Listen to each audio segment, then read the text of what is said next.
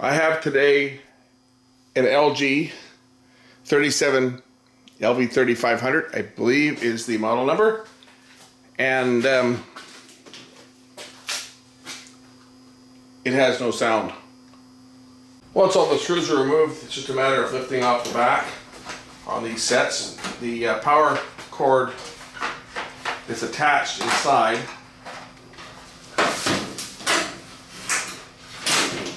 So we have basically a 4-board solution on this set. We have our power supply here with the now famous flat mounted capacitors.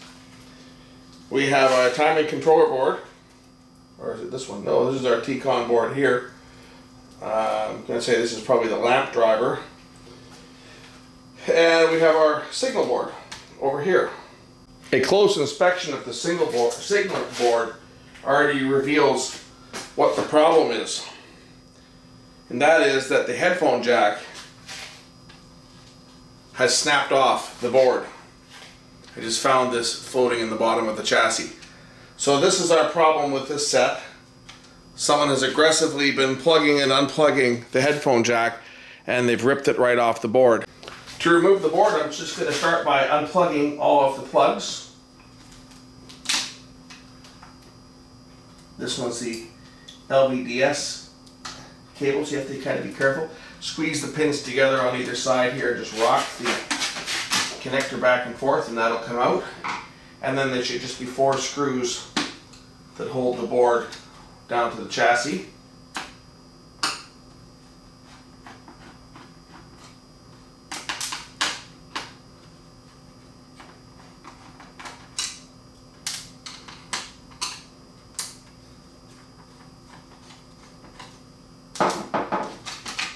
Lift off that mounting plate and remove the board. And here's where the headphone jack was ripped off. Now, unfortunately, what's happened on this set is not only has the jack been ripped off, but there's actually some pins that go through the board. It's got through hole and surface mount. The surface mount here to switch the speakers on and off when you plug in a plug and when you unplug it, and then there's the 3 contacts that were through hole for the ground, the left, and the right, and they've been broken off. In fact, one of the pins, well, I guess it just fell through the board, but one of the pins was still here on the board. So I'm not going to be able to reattach that plug. I'm going to have to find another solution to replace that headphone jack. So what I'm going to attempt to do is I've removed the Video 2 jack because it looks to be the same jack that the other one is, and I'm going to replace the headphone jack with the Video 2 mini jack. There'll be one less pin on this because the Video 2 has got your audio video and your stereo audio, so there'll be one less pin on here to connect, but I think other than that it's probably going to be a compatible plug. So I'm just going to attach that here and see whether that will fix the audio problem on this set, because the TV has component as well as a Video 1 input, so this was a Video 2 that they used as a mini plug.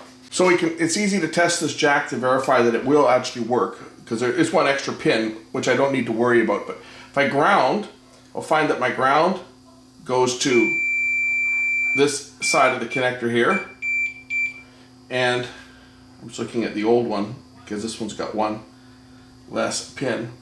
Ground on here should be one of the front connectors, which it is.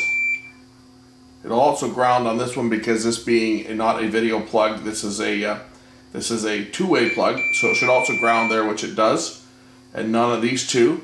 And then our left and our right, one will have continuity here, and the other one will have continuity. It should be this back pin here, which it does.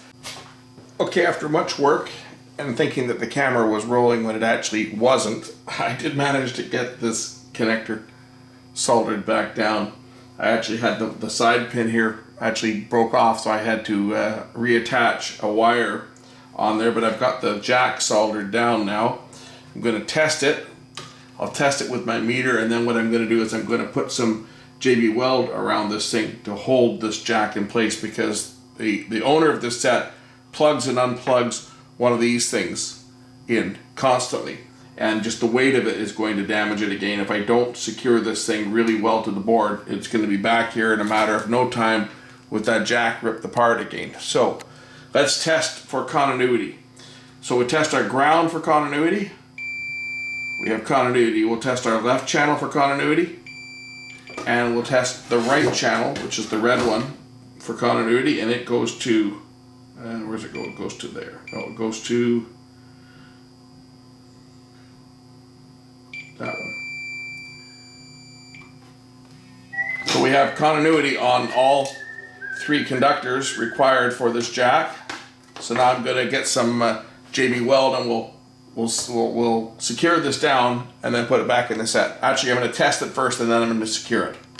So just replace the board.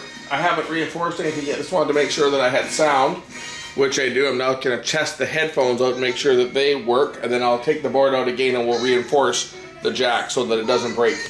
So plug in the headphones, and I've got sound on both sides. Unplug the headphones. The speakers come back on as they're supposed to. So now we're just going to, I'll remove the board again so that I can secure that connector in place with JB Weld, and that way it'll prevent it from breaking again in the future. So now I've got the support bracket removed. I'm just going to mix up some JB Weld, which is a really good strong epoxy. And we'll just reinforce around the jack here all sides so that it will be held in place a little bit better and resist flexing from plugging a heavy connector in. So I'm just going to mix some of this stuff up and then we'll apply it to the board. So with JB Weld, it's just 2 parts. You mix equal amounts of the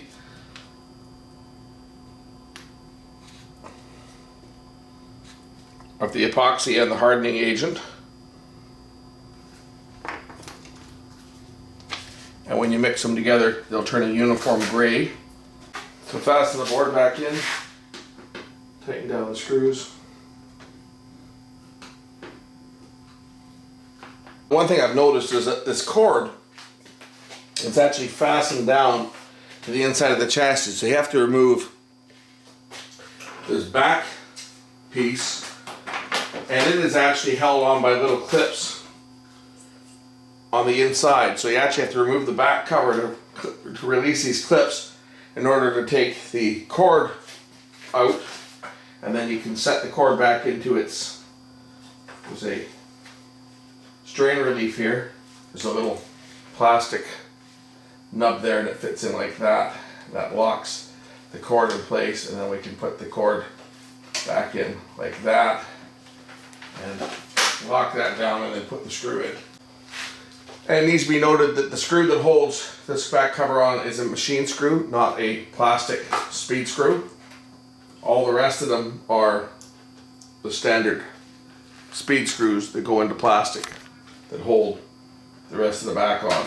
With the exception of 2 screws that go on the right side, which I'll show you, they're also machine screws.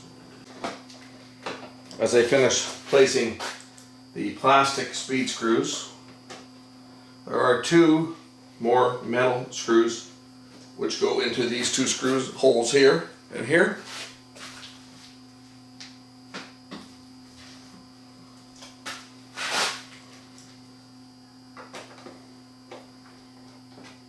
And there we have it working. Speakers are working. We'll just take the headphones around and plug them in. So there you go, got the headphones plugged in. Got sound from the headphones. Unplug the headphones. And speakers turn back on TV. So that's got this one going again. As I say, he loses the access to video number 2, but we still have video 1, and we still have all the HDMI and the component input on the back. So that at least gets this TV back up and running with a working headphone jack again, which is what the client brought it to me for, to fix the headphone jack. Hope you enjoyed this video, and we'll catch you in the next one. Bye for now.